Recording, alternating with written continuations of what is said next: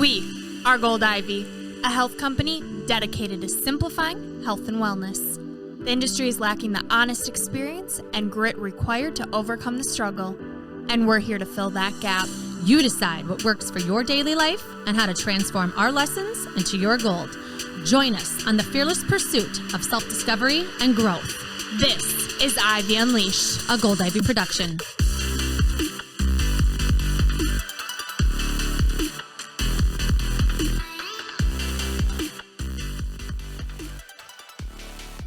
Welcome back to Ivy Unleashed. Thank you so much for listening. Thank you for watching. Thank you for whatever you are doing. If you can hear me, I love you. Brooke loves you. And we're grateful that you're here.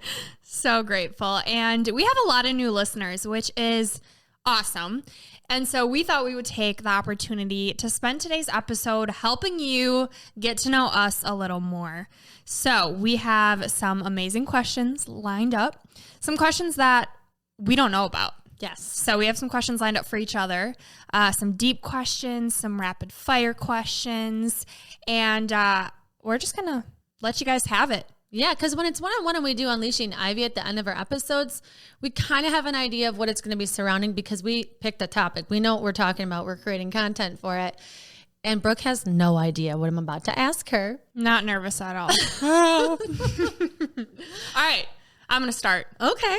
You ready for this? All right. I think I am. I'm ready. What you got? You know, like some deep breaths or just throw it at you? Throw it at me.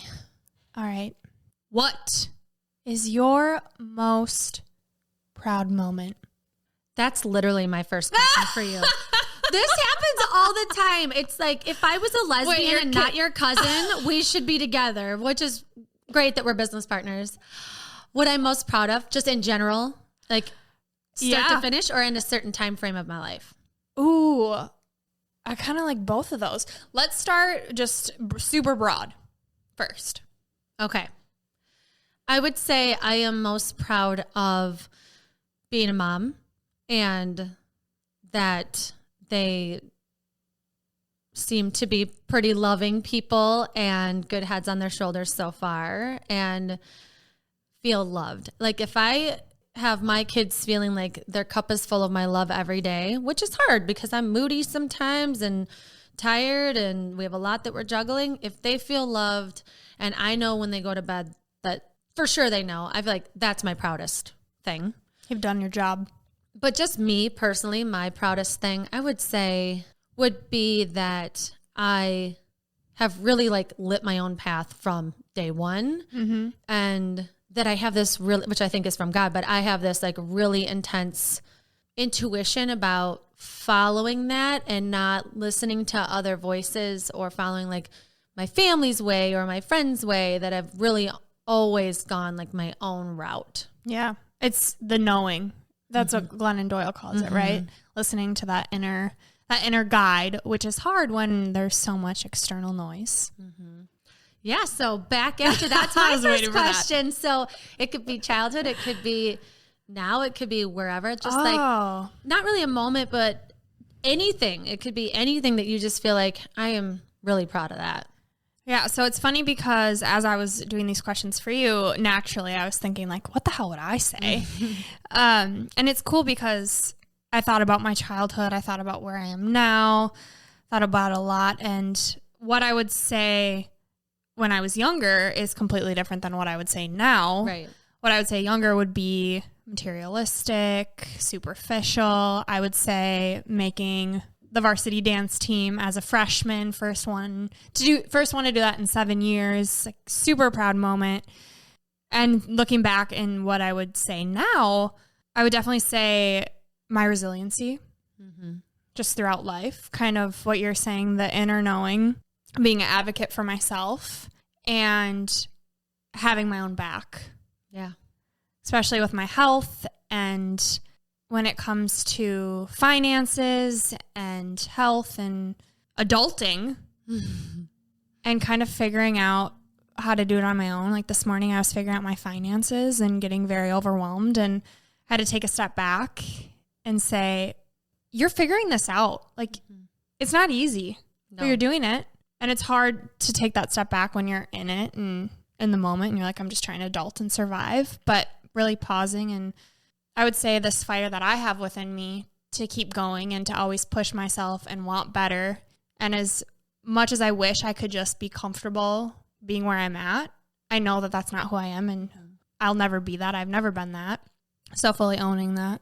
I love that. Long answer. No, I love it too. But with adulting, there's parts of adulting that sucks or that you don't really like. Like you and I both don't really like thinking about or talking about money, and you're digging into it. And I think I love what you said. Like, I'm doing this. Yeah. Like, it's hard and it's uncomfortable, but then also you realize it does feel good to do something you don't want to do and find out something new. And like, it's not as overwhelming as I thought. Right. Yeah. So we're having Sonia back on, who did an episode on self-care.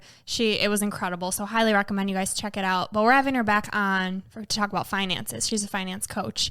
And so I actually had a call with her last night, which we'll talk about on the episode and kind of how we're working together. And she's helping me. And we really dove into the relationship and kind of the words that came to mind when I think about money. And she left me with this really powerful question of, because I've spent so much money on my health. And so she left me with this powerful question of, the money you've spent on your health, what good has it brought you? I'm like, I've never thought about that. I've thought about just spending to try and figure out what's going to help me, what's going to work. And the first thing that came to mind was building Gold Ivy. Right? If it wasn't for my health issues, I wouldn't be a complete health nut. I wouldn't be devoted to helping other people find answers, because that's become my message in the mess and what I'm passionate about.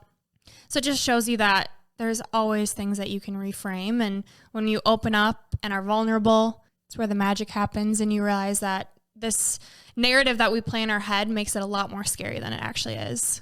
Absolutely. Yes. Love All it. right. Next question. Are you ready? I get to go first this time. And ask You're you. right. Okay. Are you ready for this one? No.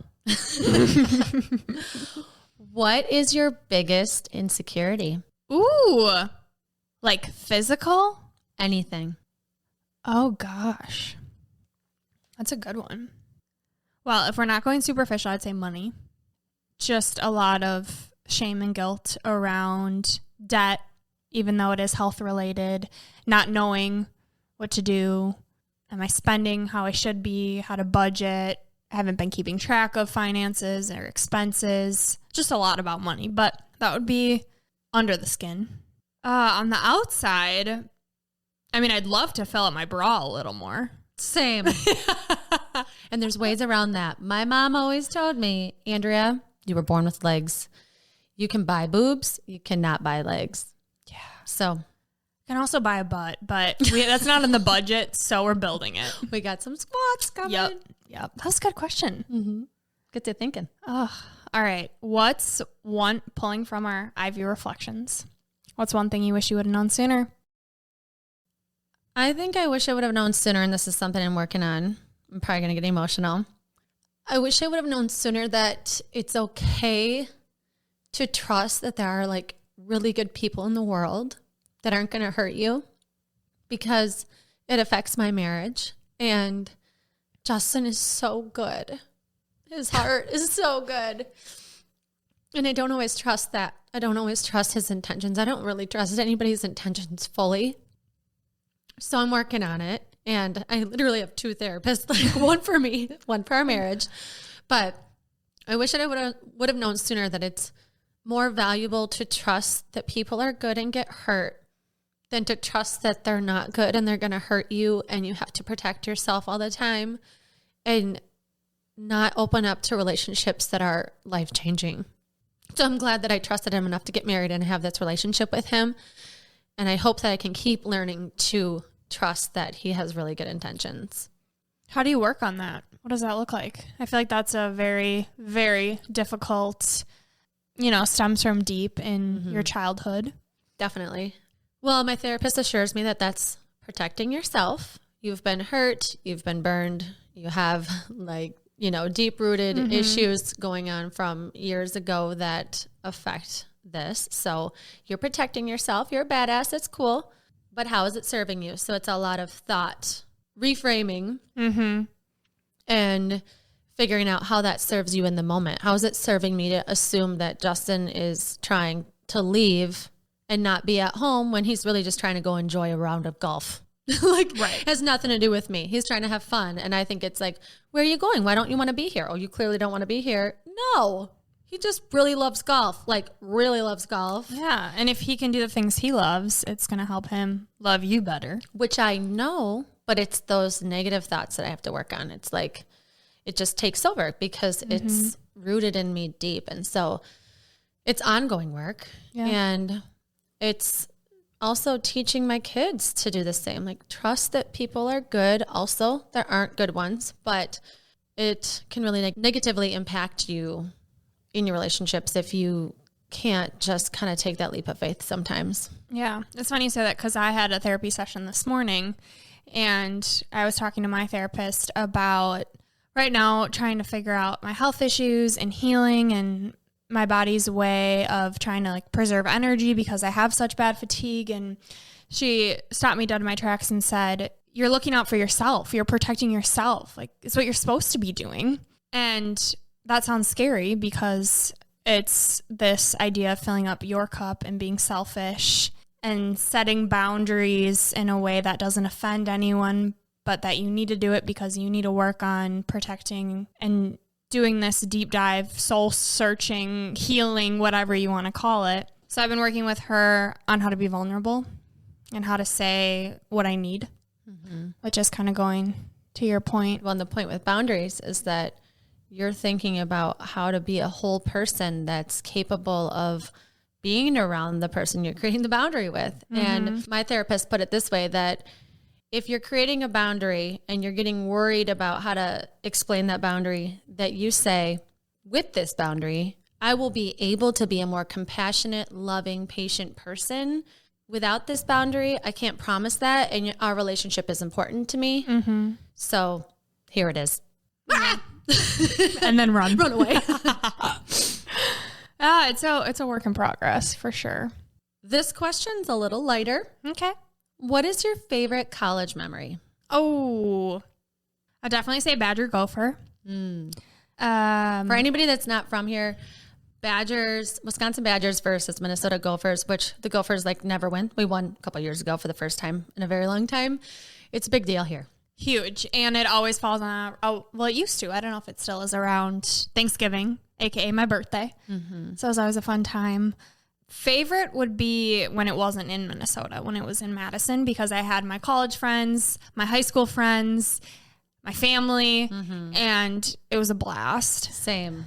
I would say in Minnesota, so many good times. It would probably be a game day over at Floco Courtyard. Just a big group of people hanging out. The good old days. Yeah, seems like just a different life ago because it really was. Yeah, I mean, I loved when you, Alicia, and Christine came up for my birthday and we went out. Was that my birthday? Oh my gosh, that was so much fun. It was in November, but it was before your birthday. And I remember because you weren't quite 21. We went to a bar and we sandwiched you between all of us oldies. No. Backstory. I knew what bars I could get into and which ones I couldn't. And these girls did not believe me. And they're like, you'll be fine. You'll be fine. And I was like, you guys, I cannot lie for the life of me. Like, I don't even put myself in that situation because I know I believe in myself with a lot of things. You were practicing ahead of time. Oh gosh, I had it down pat. Christine was helping me practice. And then we get up there and I remember just saying the first numbers that came to my head. And the bouncer was like, yeah, absolutely not. And I just A-lined it. Into the bar where he was like, no. So she ran past the bouncers into the bar. And I remember Alicia was like, they took her ID away, but she's in here. Yeah. And then he threw me out, put me over his shoulder and threw me out. And I don't even know. It was so funny. And then we went back to my apartment and just had a dance party, us four. And it was great. Yeah. I mean, a lot of my favorite memories revolve around you guys being up here. Next question. Yep. All right. Your greatest victory. Ooh, greatest victory. I think of marathons. I feel like the biggest badass after I have a child and I run a marathon.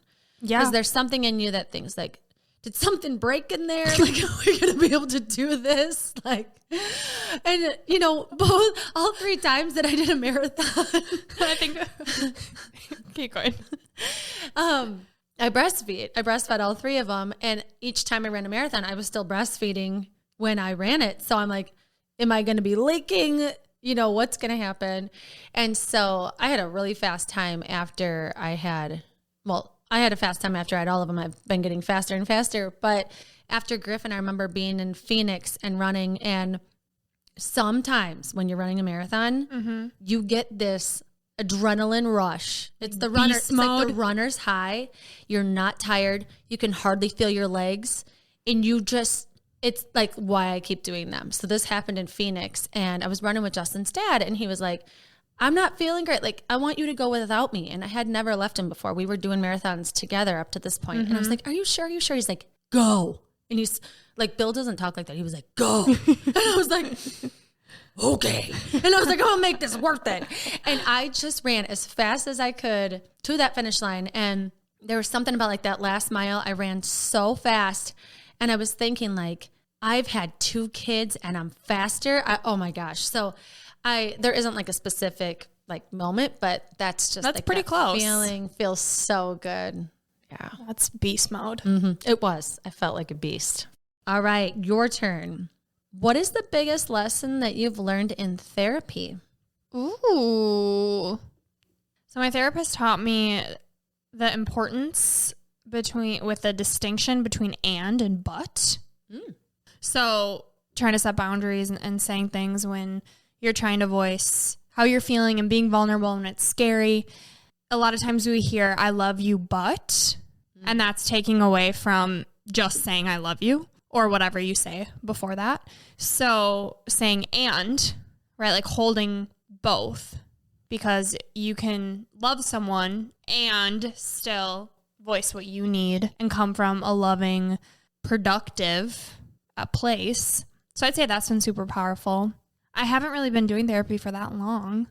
That's a great lesson. So I love that. And I'm going to use that. I use that in a different way. I always say, babe, I love you. And he's like, what do you need?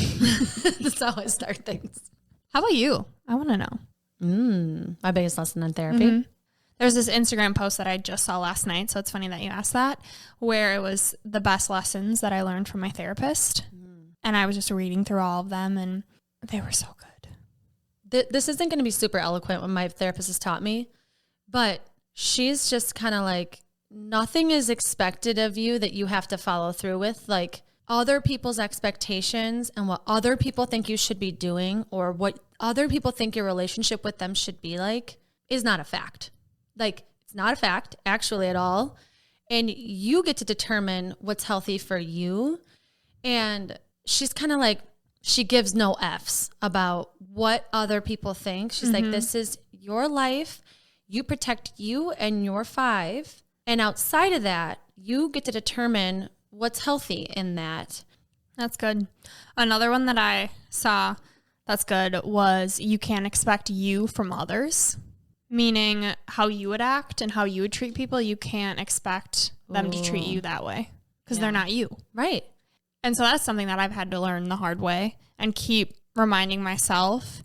And something that's been helping me is knowing that, okay, but this is who I am. And if I can only control how I act, I'm going to put out what I think is right. And at the end of the day, if I did that, cool. You can feel good about it. Yeah, exactly. What's one thing you would tell your younger self? So when I was younger and I would pray, I would be super scared that I wasn't going to ever be comfortable financially or ever feel safe or feel secure. And when I would pray, I would literally hear God say, hold on. Hold on. Like, it's going to be okay. Like, hold on. You're going to feel that. And I didn't know if it was just like my complete optimism because I'm a really optimistic person. Like, it's going to be fine. We're all going to be fine. It's going to be fine. It's great. It's sunny out. You know, I think about positive things all the time. Yeah. But I didn't fully believe that voice. And it was totally my gut, my intuition. It was God. And it got me through it. I just wish I would have like believed it a little bit more, because you can create whatever kind of security you want by protecting yourself, but also at that same point, taking the risks a little bit when your gut's telling you like, this is going to be good. This is going to be okay. Like, let's go for it. Let's trust Justin when he says he loves you and you've only been dating him for a couple months, and trust that your heart's telling you go to Minnesota, and it feels weird because why would I go to Minnesota? You know? Yeah. And I'm just glad that I listened to myself enough, but I would say like, I would have been like, yes, continue to listen to that voice, continue to listen to that intuition. And I tell my kids that I'm like, your body, your brain, your heart, you hear God, whatever that is telling you something, and you need to listen to that. How do you think you would have acted different if you would have been telling yourself that, or if you would have believed that? You think you would have taken more risks? Luckily, I think I did listen to it, but I wasn't sure. I wasn't confident what I was doing. I was scared. I was worried. I was anxious about it in what I was doing. So I'm thankful that I listened for the most part to my gut and intuition, but I think I would have just been like more firm in it and happier, because I wouldn't have been worried so relaxed. Much. Yes. To just enjoy. I think about that too, and just that enjoying and being where my feet are. I think back in college, I was always go, go, go, and after the next thing, trying to excel and do better and be better, that it went by so fast. And I don't feel like I fully enjoyed it, even though I did. And I think I could say that with my whole life up until now that I'm being intentional with pausing. Well, we remind each other of that all the time. Like, a little insider perspective, guys, we push ourselves so much. Like, Brooke and I are really critical of ourselves and of our company, because we have such high expectations for ourselves and for what we want to provide for you. Like, we want you to grow with us and learn what we're learning, or teach us a lesson. Come on this show and teach us something we don't know. And we're reminding each other all the time, like, enjoy the ride. Oh man, this is so awesome. Like, oh, this is so rewarding. And to notice those beautiful little moments along the way. Yeah. And it is truly like the little things that it's easy to not think about and just dance right over. Last deep question. Well, I can't promise it's the last, but what are you most excited for in the future? Ooh, I like that one. Ooh, so many things. What I'm most excited for, though, it's cool because my mind immediately doesn't go to like one event. It goes to this like learning and growing. So I think like mastering the art of coaching, being confident in my ability and what I have to say, what I've learned through my experiences, and helping other people and hearing their success stories and their gold and light bulbs. I think about getting to the point where we're speaking to hundreds and thousands of people, and they listen, take the time to hear what we have to say. That gives me chill just thinking about. It's honestly this process, like falling in love with the journey. Now that I feel like I'm doing what I'm meant to be doing, you know, like if you would have asked me a couple months ago, even, it probably would have been hitting a certain number or becoming a mom or like these life moments, specifics. Events, yeah.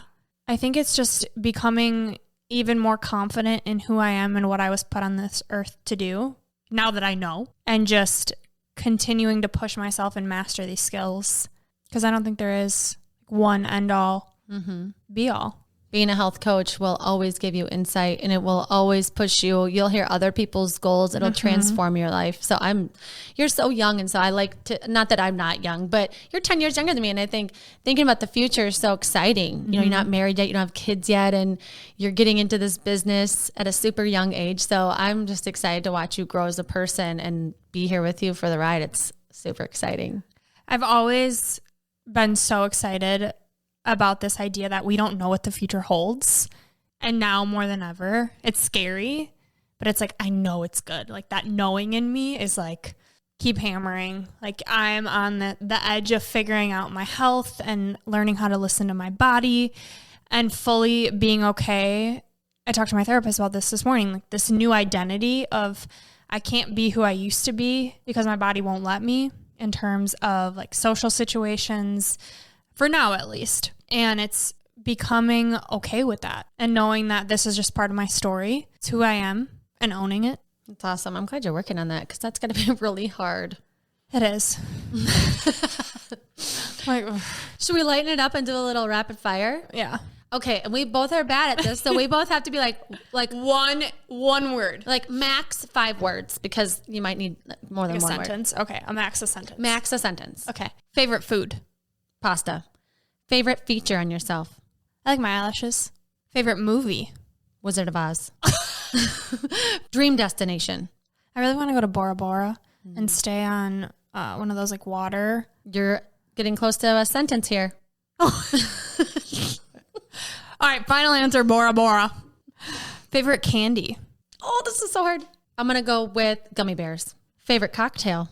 I can't believe I'm saying this, but a Bloody Mary. Ooh. I used to not be able to do it, and now I think because I can drink it slow, this is going over. You are not staying in the guidelines. That's okay. Just for this one, you get one exception. Okay.